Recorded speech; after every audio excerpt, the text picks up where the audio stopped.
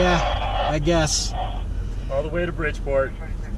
They got me coming down the scenic loop too, so I was just out adventuring. Well, I guess you guys got to do what you got to do. is this a Trailhawk? Yeah.